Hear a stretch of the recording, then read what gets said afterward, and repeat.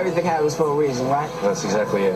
Jeff, Pat, I was on the truck. The truck came here. Now you're here? I was meant to have a meeting with Destiny. Mom called. She's really pissed. Jeff's stuck. Maybe you could get him moving. Once again, I have to pick up your slack. Jason Segel believes that all things happen for a reason. I will be reviewing Jeff Who Lives at Home, an independent film from the Duplass Brothers. Hello everybody, I'm Rob, and welcome to my home. I had gotten a couple of requests to review this movie, and it did not come to my local movie theater until just now, so I apologize for not having a review for it sooner. It's kind of hard for me to describe the plot of the movie, but it's basically a series of connected stories that happen in a day, featuring Jason Segel as Jeff, who is a stoner who lives in his mother's basement, and he believes that we are all connected and that all things happen for a reason, and that there are signs everywhere influencing us to do things.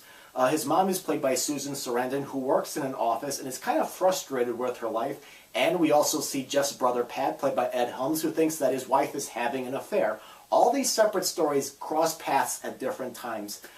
My previous experience with the Duplass Brothers was with their movie Cyrus from 2010, where it starred John C. Reilly and Jonah Hill. And the plot with that movie was basically Hill played a rather obtrusive son.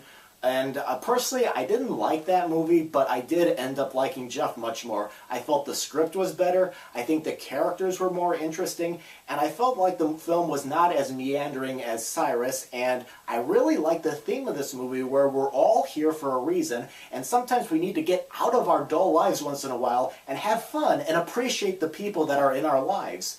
I also liked the clues that foreshadowed the ending of the movie, and I kept wondering where the film was leading to and what was happening.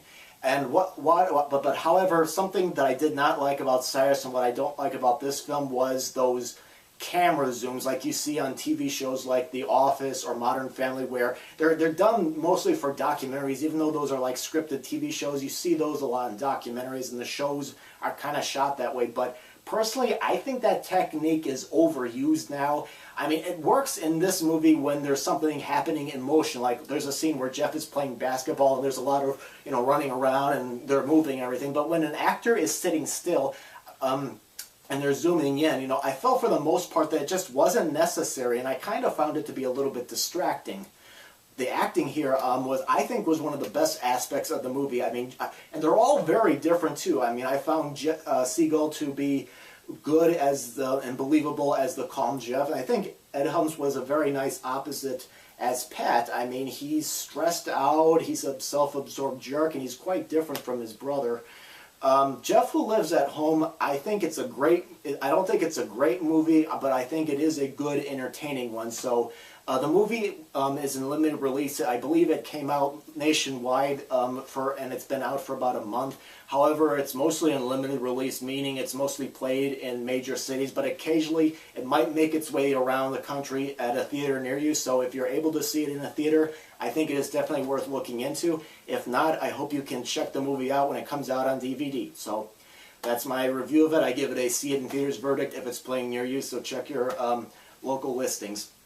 Alright, well, thank you very much for watching. Feel free to leave any comments about the video or about the movie. And